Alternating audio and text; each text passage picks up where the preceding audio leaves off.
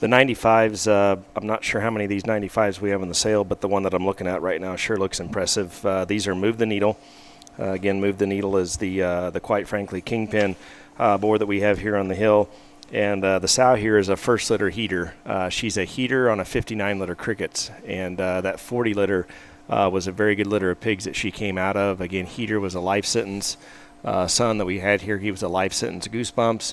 And then the grandmother here would be a 59 litter crickets, which would make her a crickets king of the hill gone viral. So really good pedigree stuff on the bottom side. And, I think for what the pedigree reads, you've got a tremendous looking prospect here on camera right now. Well, obviously with that kind of pedigree, I think this one kind of comes in on camera and looks like what you'd expect. I mean, man. Next level stoutness up high in terms of his broad, just dense shape he's got down his spine, and then to the surface, I mean, an opened up one that's as on the corners and correct as you can get. And again, for one that's a boxy, broad built one, an incredibly good looking skull up front with some exotic parts and pieces about his look.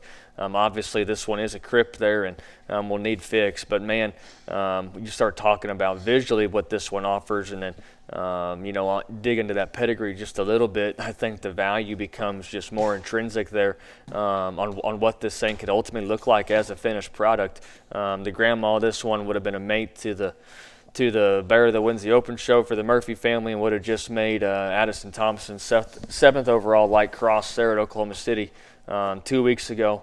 And that was one that we were very, very fond of and looked incredible the night before. And naturally, she got a little tummy issue and lost about 15 pounds the morning she showed, and wasn't 100, but sold well, got to a great spot. And I know the new owner of that one's excited about what her future holds. But regardless of past, you look towards the future on this one, and I think it ought to get you awfully excited.